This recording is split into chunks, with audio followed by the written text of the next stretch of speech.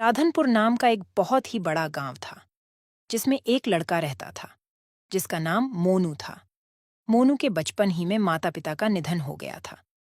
मोनू के रिश्तेदारों ने उसको बड़ा किया था। जब वह बड़ा हो जाता है तो खुद मजदूरी जाता था। थोड़े दिनों के बाद उसके रिश्तेदारों ने एक लड़की से उसका रिश्ता कर दिया। थोड़े दिनों के बाद शादी का प्रोग्राम भी तय हो गया। गांव के सारे लोगों ने उसकी मदद की और उसकी शादी धूमधाम से हुई। मोनू और उसकी बीवी मेना दोनों खुशी खुशी रहने लगे। मोनू रोजाना मजदूरी जाता था। उससे उसका घर का गुजारा होता था। कुछ सालों बाद उसकी मृत्यु हो जाती है। उसकी एक लड़की और एक लड़का था। लड़की 12 साल की थी और लड़का 8 साल का था। लड़की 7वीं कक्षा में पढ़ती थी जबकि लड़का तीसरी कक्षा में पढ़ता था। मोनू के मर जाने के बाद कोई कमाने वाला ना रहा। उसके बाद मीना खुद दूसरों के घर झाड़ू पोछा मारती और उन पैसे से अपना घर चलाती थी। एक दिन सुबह जब उसकी बेटी और उसका बेटा स्कूल जाने लगे तभी उसकी लड़की कहने लगी, मम्मी, आज तो टीचर ने बोला था फीस लेकर आना। अरे बेटी, पैसे नहीं हैं। चल, मैं आज मालिकन के पास से लेकर आऊंगी। मम्मी मुझे 10 रुपए दे दो, मुझे आइसक्रीम खानी है। बेटा अभी नहीं है, शाम को तुझे दूंगी। बेटा और बेटी दोनों स्कूल चले जाते हैं और मैना भी झाड़ू पोछा के लिए मालिकन के घर चली जाती है। झाड़ू पोछा कर लेती है तो मालिकन से पैसे मांगती है। जी मालिकन, मुझे कुछ पैसों की जरूरत है। स्कूल की फीस भी भरनी है, कुछ घर में राशन लाना है। मालिकन कुछ पैसे दे देती है। मैना उसे लेकर अपने घर आ जाती है। जब शाम के 5 बजे थे, स्कूल की छुट्टी होती है। उस वक्त खाना बना रही होती है। तभी लड़की और उसका लड़का स्कूल से आते हैं। लड़की अपने मम्मी से कहती है, मम्मी, आपको पैसे मिले आंटी से। मुझे कल स्कूल में फीस जमा करवानी है। हाँ बेटी, मैं पैसे लेकर आई हूँ। कल मैं जमा करवा दूंगी। मम्मी मुझे पैसे दो, आइसक्रीम खानी है। ले बेटा। तभी मैना पैसों का हिसाब लगाती है। मैंने फीस के पैसे अलग रख दिए हैं, कुछ बच्चों के लिए अलग रख दिए हैं।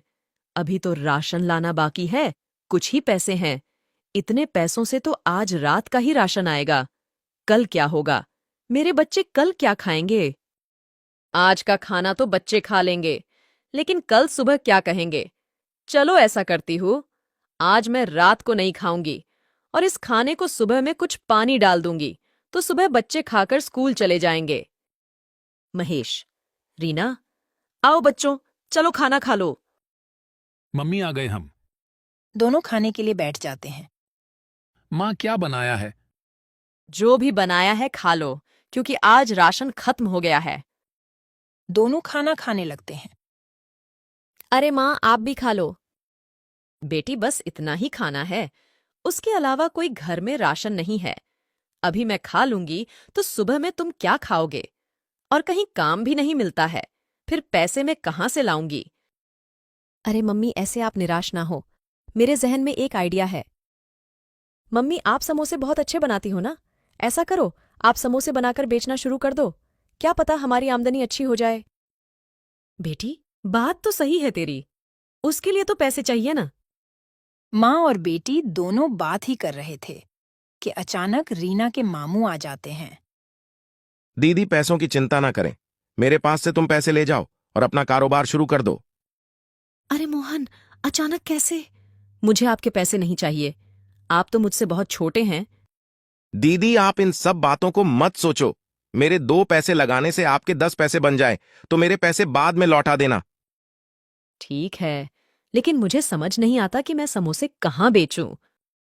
मम्मी, स्कूल के बाहर, जहां मजदूर के आने जाने का रास्ता भी है और स्कूल के बच्चे भी खाएंगे।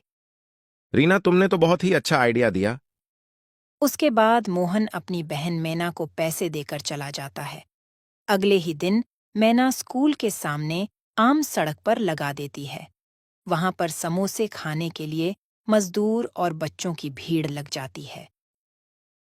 आंटी, समोसे की खुशबू तो बहुत ही अच्छी आ रही है। मुझे भी समोसे की प्लेट दो ना। हाँ, ले बहन। अरे वह तुम्हारे समोसे तो बहुत स्वादिष्ट है। ऐसा समोसा तो कभी नहीं खाया। एक प्लेट और दे दो। मैना उसको दूसरी प्लेट भी देती है। पहले ही दिन मैना के हाथ के समोसे खाकर लोगों की भीड़ लग जाती है। रात होते होते सारे समोसे बिक जाते हैं। ऐसे ही चलता रहा। आहिस्ता आहिस्ता मैना के समोसे मशहूर हो जाते हैं। दूर दूर से लोग समोसा खाने के लिए मैना के थैले के पास आते थे और मैना के घर की हालत भी अच्छी हो जाती है। रीना भी छुट्टी के बाद अपनी मम्मी के हाथ बटाती थी। एक रात मैना अपने घर पर पैसे गिन रही थी। तभी कहने लगी, मुझे हैरानी होती है। एक दिन मैं 1,000 रुपये लगाकर शुरू किया था। आज दिन के 15,000 दिन के कमाती हूँ।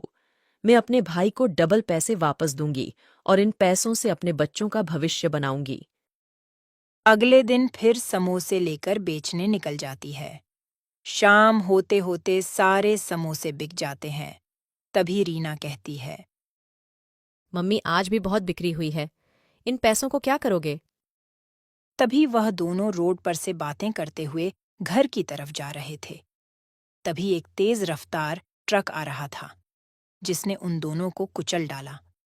उसी वक्त वह दोनों दम तोड़ देते हैं। अधूरी इच्छा होने की वजह से वो दोनों चुड़ैल बन जाते हैं। अरे मेरे महेश का क्या होगा? अभी तो बहुत छोटा है। उसकी देखभाल कौन करेगा? अम्मी अब हमारा घर कैसे चलेगा? हमें कुछ करना पड़ेगा। बेटी, घबराने की जरूरत नहीं है। हम दोनों अपनी इंसानी शक्ल का रूप ले लेंगे और हम समोसे बेचते रहेंगे। इस तरह वह दोनों अपने इंसानी रूप ले लेते हैं और अपने घर चले जाते हैं। मम्मी इतनी देर क्यों हो गई? कब से मैं आपका इंतजार कर रहा था। मुझे तो डर लग रहा था। तभी मम्मी महेश को अपने गले से लगा लेती है।